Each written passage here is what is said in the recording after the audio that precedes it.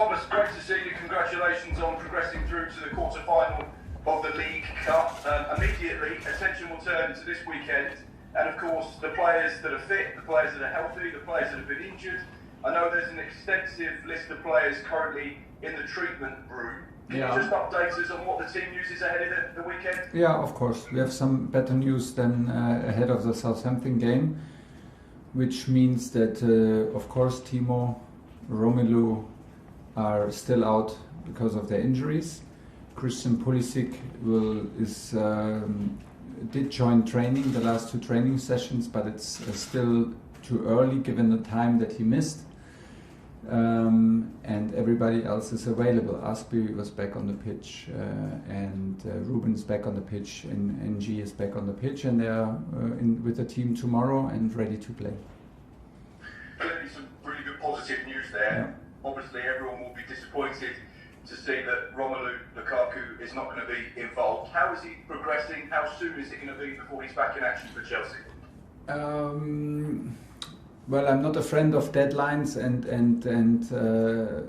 putting pressure on expectations, but I can tell you that it's realistic that both of them, Timo and Romelu, have a new target, and the target is after national break. This is what we aim for, and what they aim for. And for Christian Pulisic, we're looking forward to Burnley match. He should be against Burnley. If everything goes all right, he should be in the squad against Burnley and ready to play. So this is... Up next in the Premier League, you have Newcastle. How much has the dynamic of this fixture changed over the last couple of weeks? Firstly, because of the fact they've got a caretaker manager, and secondly, because of the fans. The feel-good factor is back at St James's Park. The atmosphere is going to change because there's a much more supportive fan base in terms of where the club's going, the direction. How does that affect things for you on a match day?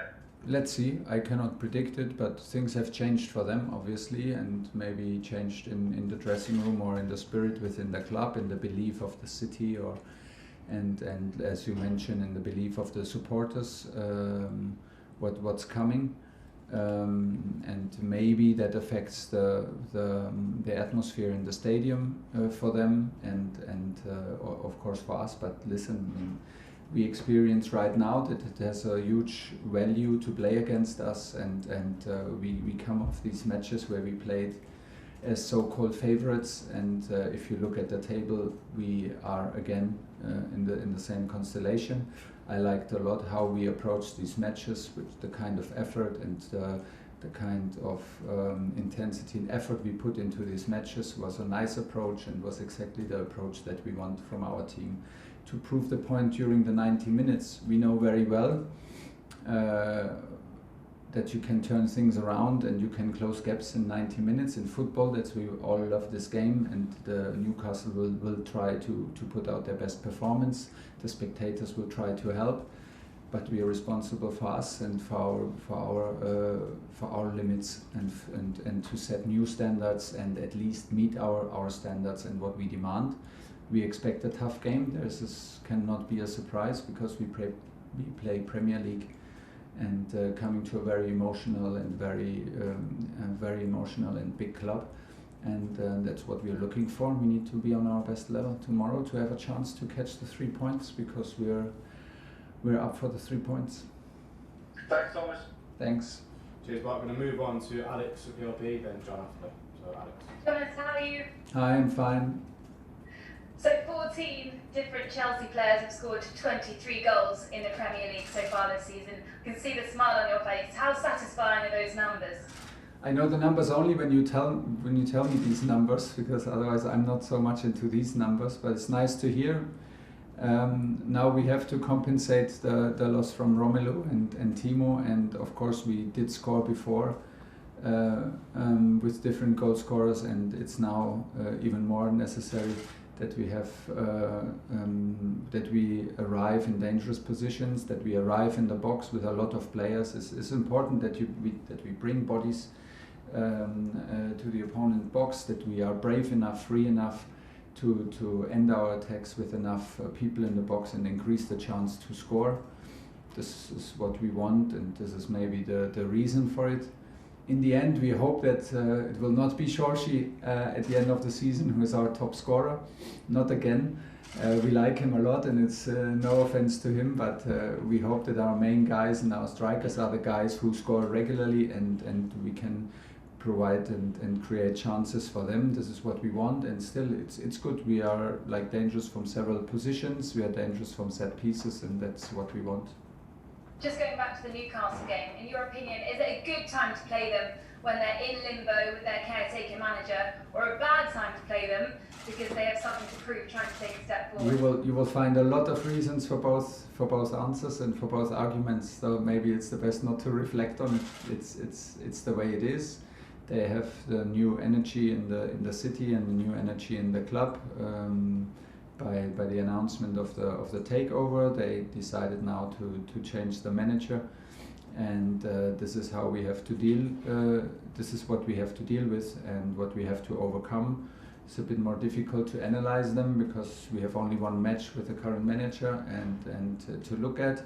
We're not 100% sure like what to expect, and all this ends up in like the same conclusion: focus on us.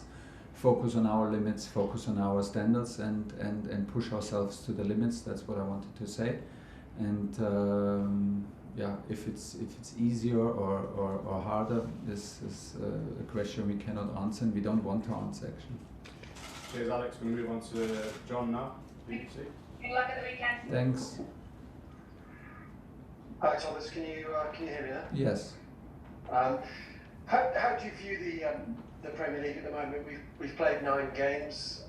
Do you see it as a 3-horse race yourselves, Man City, Liverpool? Think that's how it's going to pan out? Maybe not, but we're just very focused on us, and we know what it takes. I mean, like I said many times, Liverpool and City set the standards during the last 4 or 5 years now, and they showed how many points and how consistent you have to collect points in this league, which seems to me a fantastic effort what they did, and the title race was between the two of them. So it's on us to challenge them. It's on everybody else to join the race, and I'm pretty sure there are a lot of teams out there who are hungry from points, and so no prediction from me how this thing ends and who is involved.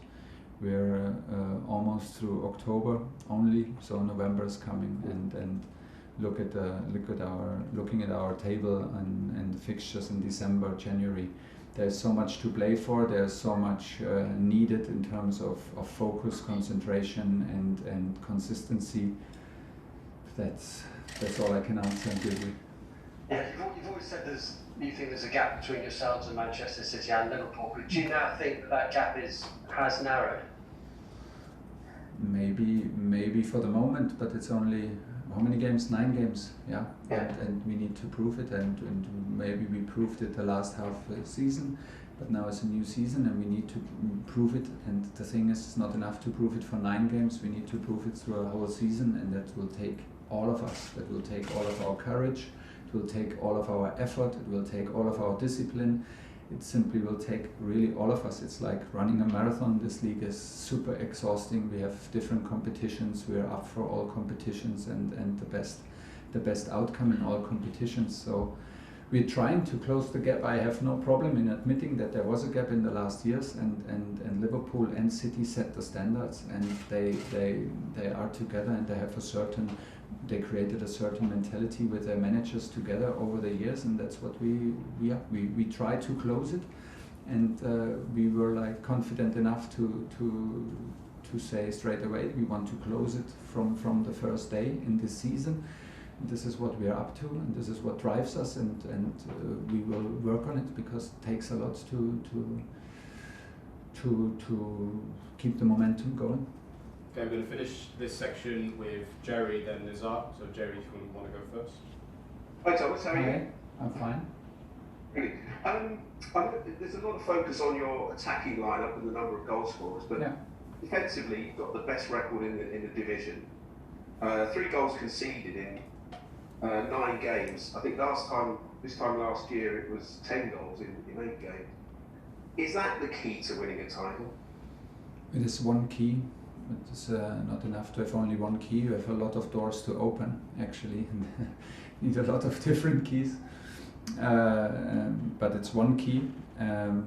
Let's be honest, we were relying a little bit too much on the performances of our goalkeepers this season. But still we have a certain stability, and we want a certain stability also mentally to overcome difficult situations in games, which is a good thing. So we believe that we can overcome them. We believe them because we overcame them. We have this experience together. We are a tough team to create chances, to score against. This is proven, and still we have to work on it. So, but it's not only about defending. The game is so complex. The best way of defending is having the ball and attacking, having the ball in the opponent's half, causing problems for the other team. This is also a way to defend. It's also a way to defend what happens immediately after a ball loss. How good is our counter pressing? How good is our positioning while we are attacking? How much effort do we put into invisible work? How much effort do we put into closing distances to the opponents while we are attacking, while we play on the other side? Yeah, how high is our concentration level? There's a lot of questions, and a lot of questions asked during matches, and a lot of answers needed to be able that we don't concede and never forget. You need also an amount of luck to escape with clean sheets in Premier League. But yeah, to sum it up, it's one key, but it's not the only key. Okay, we're going to finish this section with Nizar now. Hi Thomas. I know you love training Mateo Kovacic, and he's been kind of really professional behind the scenes and stuff, but he's got his best assist record in a single season already in the Big Five leagues. Is that because of something you're doing, or something he's doing, or is he just decisive in the final third more, and how is his game developing for you? Now that you remind me, and I'm sorry, I forgot to say, we had very sad news yesterday. He injured himself in the last minute of the training and suffers from a hamstring injury, and will be out for some weeks actually, because he will be out for the next week for sure, and then comes national break where he will be so it's a minimum of these weeks. So hopefully after national break, hopefully he can be back. He injured himself in a hamstring. Doing a little bit too much in training is also my fault, and that describes, maybe then we come to the answer. I mean, you can call Matteo at 3 o'clock at night and call him for tactical training, for defensive training, or for set piece training, or just call him and he will be there, and he will be here with a smile and happy to do what is needed to do. So such a fantastic guy. Such a fantastic team player. I was a huge fan of him when he played for Real Madrid. I remember, and I told him straight away, I remember Clásicos that I watched with him, and I could feel that there's such a big potential when I met him, and met this friendly, humble and guy with such a big heart for football and such a passion for training. It's pure joy to be his coach. So what we do is encourage him to trust him in his potential, to simplify his game a little bit, to not look in every little action for the third and fourth solution, because sometimes he has already a first and second solution that are pretty good. He always thinks about the others. He would pass the ball on the goal line to somebody else if there was somebody to score, and not him. I'm very, very happy to have him. I'm very happy with the step, because he did a huge step in this season in terms of, like you say, in terms of proven statistics. He is involved in decisive passes. He still can improve in that.